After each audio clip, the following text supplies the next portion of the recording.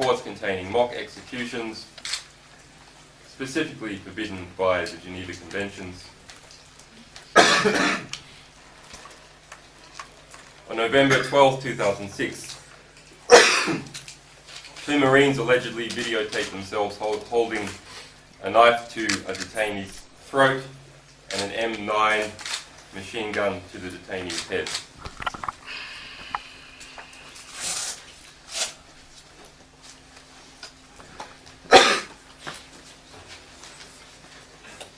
US soldiers were also witness to many incidents of torture by Iraqi security forces. The Iraq War logs document 1,365 cases. Some of these happened while the US was the controlling power in Iraq, and therefore wholly responsible as a controlling power for stopping and investigating torture. However, there is little to no evidence to show that this ever happened. In fact, since December 9, 1998, the Department of Defense has had a directive in place that stated that once it has been determined that US personnel are not involved in a reportable incident, an additional US investigation shall only be continued at the direction of the appropriate commander. The Iraq War log showed that this directive was constantly reiterated to troops throughout the occupation. On June 26, 2004, just before the Coalition Provisional Authority disbanded and while the US was still in charge, a classified order was issued known as Frago 242. There were subsequent versions of it reissued up until 2009. A Frago is a tightening or clarification of an existing order. Frago 242 states that only an additional report will be made for apparent law of armed combat violations by or against Allied military or civilian personnel not involving US personnel. The report shall state that US personnel forces were not involved. No further investigation will be conducted unless directed by higher headquarters.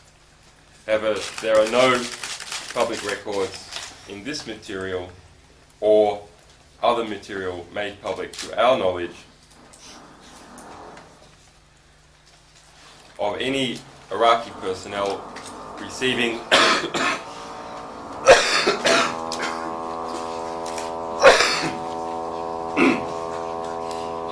receiving a custodial sentence for these crimes, despite US claims that it would uphold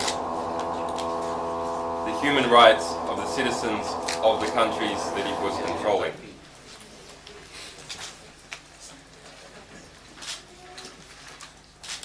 In response to the publication of this material and the material relating to Afghanistan and the assassination actions there and various other abuses, the White House and the Pentagon has taken no publicly revealed means of redress. Their only action to date has been to threaten this organisation, to place the alleged military whistleblower Bradley Manning into prison, where he sits now in Quantico facing a potential sentence of 52 years. However, other countries that are only peripherally mentioned in these events, that were party to the coalition invasion of Iraq and the stabilization efforts there, have already started to take action. On the 24th of October, the Deputy Prime Minister of Great Britain, Nick Clegg, announced that there would be a full investigation into claims that reports in this material that British forces had not investigated or facilitated torture in Iraq. Yesterday, the Danish government, the Danish military, revealed to the public that it had put in a formal request to the Pentagon for unredacted copies of our Iraq war logs. We released 400,000 reports that were redacted of all names. Denmark's NATO partner, the United States, refused to release an unredacted version to the Danish investigation, which was investigating not US abuses, but rather potential Danish abuses that were incidentally mentioned in this material. Human Rights Watch, Amnesty International, and the UN High Commissioner on Torture, Human Rights First, and many others have called for full and frank investigations. It is time the United States opened up instead of covering up. The United States is in grave danger of losing its way. The United States has a proud tradition of scrutiny of government going back to its revolutionary origins and its president, James Madison, the framer of the US Bill of Rights. Many US laws support human rights, be they the rights mentioned in Article 19, the rights for people to communicate knowledge and information with each other, and the rights of the press. Torture is outlawed under US law. But the law means nothing if the law is not upheld by a government.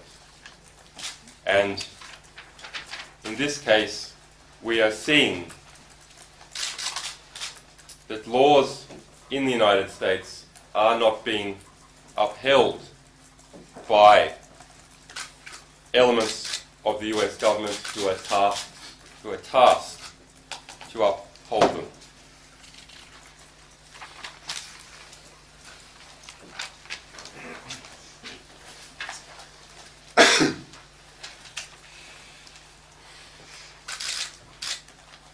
In fact,